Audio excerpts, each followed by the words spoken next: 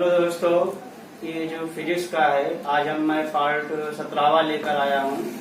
इस 17वें पार्ट में जो है आप लोग को रेखीय आवेश घनत्व क्या होता है, पृष्ठीय आवेश घनत्व क्या होता है, पृष्ठीय को हम लोग क्षेत्रफलीय आवेश घनत्व भी कह सकते हैं। और इसके बाद जो है क्या कहते हैं, रेखीय आवेश घनत्व हो जाएगा, पृष्ठीय आवेश घनत्व हो जाएगा, एक हो जाएगा आयतन आवेश घनत्व। हम इन तीन के बारे में क्या करेंगे, चर्चा करेंगे। तो आइए चर्चा करते हैं। सबसे पहला टॉपिक है रेखीय आवेश घनत्व। रेखीय आवेश घनत्व क्या होता है? रेखीय का मतलब किसी रेखा में, और रेखा में कैसे हो सकता है, मान लीजिए कि आपके पास एक कॉपर का तार हो, ठीक है, तांबे का क्या हो, एक तार हो। उस तांबे के तार में आप क्या कर रहे हैं, धारा प्रवाहित कर रहे हैं। और धारा प्रवाहित करने मतलब क्या होता है, प्रति सेकंड प्रवाहित आवेश की क्या होती है, मात्रा होती है। तो सपोज करिए अगर ये 1 मीटर लंबा तार है तो इसकी एकांक लंबाई पे 1 यूनिट लेंथ पे कितना आवेश उपस्थित होगा, और जितना आवेश उपस्थित होगा वही उसकी क्या कहलाएगी, लीनियर चार्ज डेंसिटी, अर्थात आपको रेखीय आवेश क्या कहलाएगा, घनत्व कहलाएगा। तो किसी रेखीय पृष्ठ की एकांक लंबाई पर उपस्थित आवेश की मात्रा को रेखीय आवेश घनत्व कहते हैं। इसे लैम्डा से प्रदर्शित करते हैं। लैम्डा इक्वल टू क्या होगा, क्यू बाई आपका एल। मात्रा क्या होगा, क्यू से क्या हो जाएगा कूलाम, एल से क्या हो जाएगा मीटर, तो कूलाम बाय मीटर। डी में क्या होगी 80 बाई एल, अर्थात एल ऊपर ले जाएंगे तो एल इनवर्स डी और ए, ये इसकी बीमा हो जाएगी। नेक्स्ट टॉपिक क्या है, पृष्ठीय आवेश घनत्व। पृष्ठीय का मतलब क्या होता है, अभी तो हम रेखीय ले लिए। सपोज करिए कोई गोला ले लें हम लोग, कोई वृत्त ले लें, या कोई बेलनाकार कोई वस्तु अगर ले लें, तो उस कंडीशन में क्या निकलता है, उसका क्षेत्रफल निकलता है। अगर मान लीजिए उसको क्षेत्रफल निकल रहा है तो उसके प्रति एकांक क्षेत्रफल को अगर हम लोग क्या करें, धारा प्रवाहित कर दें, और धारा प्रवाहित करने पर यह ज्ञात करना हो कि प्रति एकांक के क्षेत्रफल पर कितना जो है आपको चार्ज है, तो उस चार्ज को ही हम लोग क्या कहेंगे, पृष्ठीय आवेश घनत्व कहते हैं। अर्थात किसी पृष्ठ के क्षेत्रफल के, किसी पृष्ठीय क्षेत्रफल के प्रति एकांक क्षेत्रफल में उपस्थित आवेश की मात्रा को पृष्ठीय आवेश घनत्व कहते हैं। इसे सिग्मा से प्रदर्शित करते हैं। सिग्मा बराबर क्यू बाई ए, मात्रा क्या होगा कूलाम बाई मीटर स्क्वायर, बीमा क्या होगा L minus 2 into T A, इसकी बीमा हो जाएगी। अब हम पढ़ेंगे आयतन प्रसार घनत्व।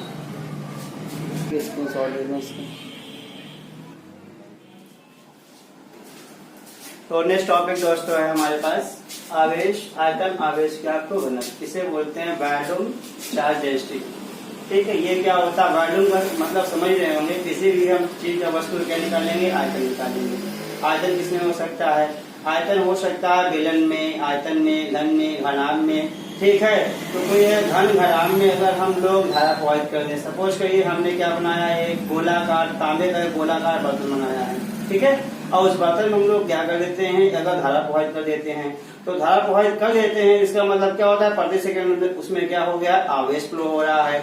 अगर आवेश फ्लो हो रहा है, समझिए कि अब उसके प्रति एकांक आए, मतलब 1 यूनिट। अगर सपोज करिए कि किसी भी वस्तु का आयतनाकार वस्तु का आयतन 1000 सेंटीमीटर क्यूब है, तो इसका एक भाग कितना होगा, 1 सेंटीमीटर कितना होगा क्यूब, अर्थात प्रति एकांक आयतन कितना होगा, 1 सेंटीमीटर क्यूब होगा। इस 1 सेंटीमीटर क्यूब में कितना चार्ज उपस्थित है, उस उपस्थित की मात्रा को हम लोग क्या बोलते हैं, आयतन आवेश क्या कहते हैं, घनत्व कहते हैं। तो यहाँ मैंने डेफिनेशन साफ साफ शब्दों में लिख दी है आप लोग को। किसी पृष्ठ के प्रति एकांक आयतन में उपस्थित आवेश की मात्रा को आयतन आवेश घनत्व कहते हैं। इसे रो, अब ये सिंबल आप लोग मत भूलिएगा, क्योंकि इससे पहले का सिंबल क्या था, सिग्मा था, और सिग्मा कैसे था, ऐसे बना हुआ था। ठीक है, अभी सिग्मा मैंने बनाया हुआ था, इस तरीके सिग्मा बनाया हुआ है आपको। अब ये रो है, मतलब अगर देखें तो आप इसको घुमा देंगे तो फिर वैसे ही दिखेगा, लेकिन इसका मतलब ये नहीं, इसको बोलते हैं सिग्मा। अगर भूल गए हो तो मैं लिख दे रहा हूँ, ये सिग्मा बोलते हैं, इसे क्या बोलते हैं, रो बोलते हैं। इसे रो से क्या करेंगे, प्रदर्शित करते हैं। तो रो इक्वल टू क्या होगा भाई, आवेश की मात्रा बटे आयतन, क्यू बाई वी, इसके लिए फॉर्मूला हो जाएगा। और मात्रा क्या होगा, क्यू का मात्रा, क्यू मतलब चार्ज, आप जानते ही हैं, चार्ज का मात्रा होता है कूलाम, और आयतन का मात्रा क्या होता है, मीटर क्यूब। तो मात्रा क्या होगा, कूलाम बाई क्या होगा, मीटर क्यों हो गया? आप जान रहे हैं कूलाम्ब की बीमा क्या होती है? AT होती है। आयतन का बीमा क्या होता है? L3 होता है। अब इस L3 को अगर ऊपर ले जाते हैं तो माइनस में जाएगा L3 माइनस TA। अब आप सोच रहे हो यहाँ AT है, फिर हम T कर दिए, क्योंकि जो बीमा का प्रोसीजर है वो होता है M L T theta, theta के बाद अर्थात पहले वरीयता मास को देते हैं, सेकेंड वरीयता हम लोग लेंथ को देते हैं, थर्ड वरीयता हम लोग टाइम को देते हैं, फिर टेम्परेचर नापते हैं, फिर उसमें करंट का मेजरमेंट करते हैं। इसलिए हम यहाँ पे L माइनस TA करेंगे। क्योंकि पढ़ने में तो अड़पड़ा लगेगा लेकिन लिखने का तरीका यही है, यही सटीक तरीका है। ठीक है, अभी हम लोग पढ़ने वाले हैं इसी एकांक बेलनाकार वस्तु पे जो है कितना आपको इलेक्ट्रिक फील्ड उत्पन्न होता है अकॉर्डिंग जो है use of Gauss theorem, Gauss theorem के अनुप्रयोग से। ठीक है, इसको आप लोग इसकी सॉल्व ले लीजिए।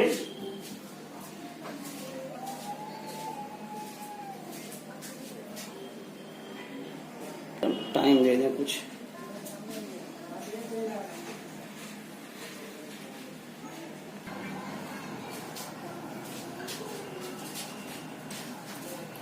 तो ये जो हेडिंग दोस्तों को आने वाला हूँ, इस हेडिंग का नाम है अनंत लंबाई के एक समान आवेशित सीधे तार के कारण वैद्युत क्षेत्र की तीव्रता हमें जो है ज्ञात करना है।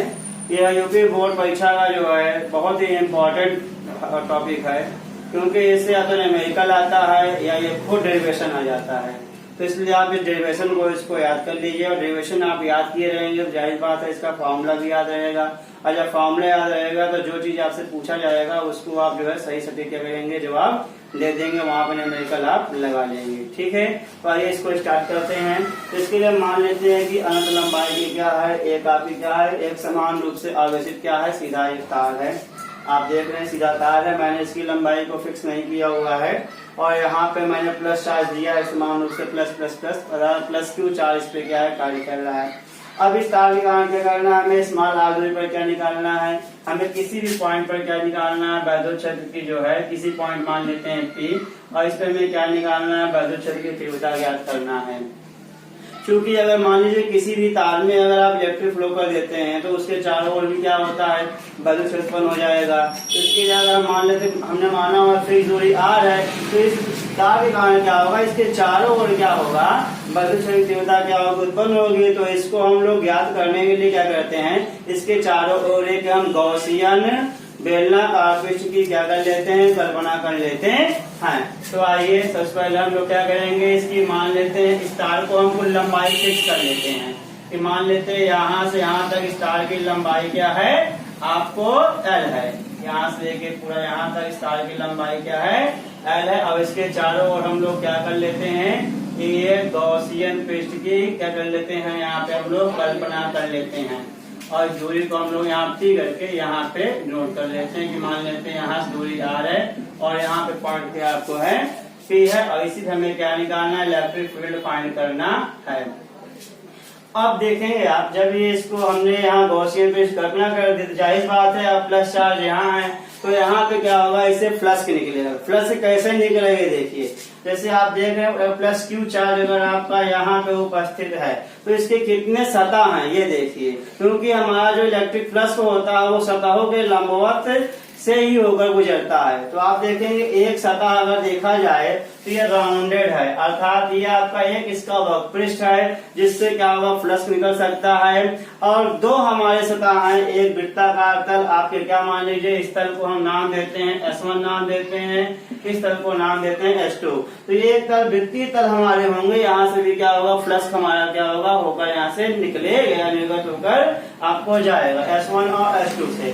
तो अब हम देख लेते हैं, अगर मान लीजिए यहाँ पे है तो अब इसके क्या होगा, इस अगर इसके हम क्या करें कि इसके लिए क्षेत्रफल सदिश खींचें, तो क्षेत्रफल सदिश की परिभाषा बताई गई आप लोग को, किसी क्षेत्रफल के पति एकांक के जो है अगर एक हम इकाई सदिश खींचें तो उस इकाई सदिश को ही क्या कहते हैं, क्षेत्रफल सदिश कहते हैं। तो मान लीजिए कि अगर हम यहाँ पे छोटा क्षेत्रफल DA ले रहे हैं यहाँ पे, तो इसके परपेंडिकुलर क्षेत्रफल क्या होगा, DA होगा, और इलेक्ट्रिक फील्ड भी हमको इसी डायरेक्शन में क्या करना है, ज्ञात करना है।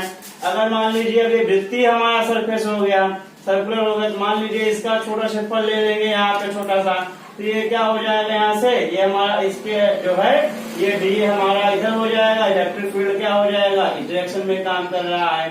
ठीक है। अब मान लीजिए इसी प्रकार हम लोग नीचे लेते हैं, अगर यहाँ कोई पार्ट ले लेते हैं कि यहाँ से प्लस की किसी छोटे पार्ट से निकलेगा, तो वहां पे क्या हो जाएगा, अब आपका क्षेत्रफल डी इस डायरेक्शन में होगा और तीव्रता क्या होगी, इस डायरेक्शन में होगी। तो आप देखेंगे यहाँ जो टोटल होगा इस जो है बेलनाकार काल्पनिक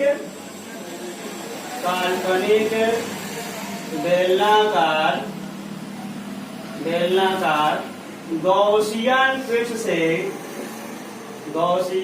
पृष्ठ से निकलने वाला यानी निर्गत कहेंगे, निर्गत कुल विद्युत फ्लक्स क्या होगा आपका फाई इक्वल टू क्या होगा, φ1 प्लस φ2 प्लस φ3। तो φ1 कहाँ होगा, जो S1 होगा इससे क्या होगा φ1, जो S2 होगा उससे क्या होगा φ2, और यहाँ पे इसको हमने क्या दिया S3 पॉइंट है, यहाँ पे इससे क्या निकलेगा आपका प्लस क्या निकलेगा φ3 निकलेगा। तो आइए φ1 के लिए चर्चा करते हैं। तो इसके लिए φ1 अगर इस संपूर्ण पृष्ठ से हमें निकालना है तो इंटीग्रल क्या होगा आपका, सरफेस क्या लिया जाएगा, S1 लिया जाएगा आपका यहाँ से, और क्या हो जाएगा ई वेक्टर ई डॉट क्या हो जाएगा dA लिया जाएगा। अगर हम यहाँ पे S2 इंटीग्रल सरफेस S2 लेते हैं तो क्या हो जाएगा वेक्टर ई डॉट क्या, इसके लिए क्या हो जाएगा dA। और आप छोटे सा सेम क्यों ले रहे हैं, क्योंकि हम सेम क्षेत्रफल ले लिए हैं, ठीक है। जितना क्षेत्रफल dA यहाँ लिए उतने क्षेत्रफल पे यहाँ निकाल ले, उतने क्षेत्रफल पे यहाँ निकाल रहे हैं, इसलिए हमने क्या किया यहाँ, लेकिन हम सरफेस चेंज कर रहे हैं, ये सरफेस S1 के लिए होगा, ये सरफेस S2 के लिए होगा, और तीसरा किसके लिए हो जाएगा, यहाँ पे सरफेस किसके लिए हो जाएगा, S3 हो जाएगा, फिर वेक्टर ई डॉट क्या हो जाएगा dA। अब सोचने की ये बात है, यहाँ देखिए वेक्टर ई और अल्प क्षेत्रफल dA के बीच यहाँ कोण कितना बन रहा है, 90 डिग्री बन रहा है, और यहाँ कितना बन रहा है, यहाँ S3 में 0 डिग्री बन रहा है, यहाँ भी कितना बन रहा है 90 डिग्री बन रहा है। तो आइए अब चूंकि हम लोग जानते हैं कि A डॉट B बराबर होता है क्या, AB cos क्या होता है, थीटा होता है। तो यहाँ से आइए चर्चा करते हैं। तो फाई ई dA हो जाएगा पूरा, ये ई dA क्या हो जाएगा आपका cos 0 S1, सॉरी dA ई dA S1 कहाँ यहाँ पे, तो कोण कितना बन रहा है 90 डिग्री, तो क्या हो जाएगा ई dA क्या हो जाएगा cos 90। इसी प्रकार यहाँ पे क्या हो जाएगा S2 हो जाएगा, ये भी क्या हो जाएगा ए dA क्या हो जाएगा cos क्या हो जाएगा 90। अब आपका integral S3 equal to E dA यहाँ क्या आएगा cos क्या आएगा 0। तो आप जानते हैं cos 90 वैल्यू क्या होती है 0 होती है। तो यहाँ लिखेंगे फाई इक्वल टू, मैं यहाँ लिख दे रहा हूँ ऊपर, तो यहाँ हो जाएगा आपका फाई इजिकल टू आपका यहाँ पे 0 हो जाएगा, तो यहाँ पे जाएगा इंटीग्रल S1 ई dA इंटू 0, फिर इंटीग्रल क्या आपका S2 ई dA इंटू 0, और प्लस इंटीग्रल क्या आपका S3 ई dA केवल आएगा, जीरो वैल्यू क्या होती है 1 होती है। तो ये आपका 0, ये 0 केवल आपका बचा फाई इजिकल टू, अब आप ई यहाँ से बाहर कर लीजिए, इंटीग्रल क्या हो जाएगा dA। अब इस पूरे पृष्ठ का अगर मान लीजिए कि यहाँ ये क्या है, ये आपका वक्रपृष्ठ है, तो आप जानते हैं किसी भी बेलनाकार वस्तु का जो है वक्रपृष्ठ क्या होता है, संपूर्ण वक्रपृष्ठ होगा dA बराबर 2πr/h। क्योंकि यहाँ पे लंबाई क्या इस्तेमाल कर रहे हैं, L इस्तेमाल कर रहे हैं, इसलिए हम क्या लेंगे यहाँ पे L लेंगे। इतना आप लोग नोट कर लीजिए, थोड़ा 2 सेकंड हमको समय दीजिए ताकि आप लोग स्क्रीन शॉट लीजिए ताकि इसको हम अच्छे से डेरिवेट कर सकें। ठीक है, इतना नोट कर लीजिए आप लोग।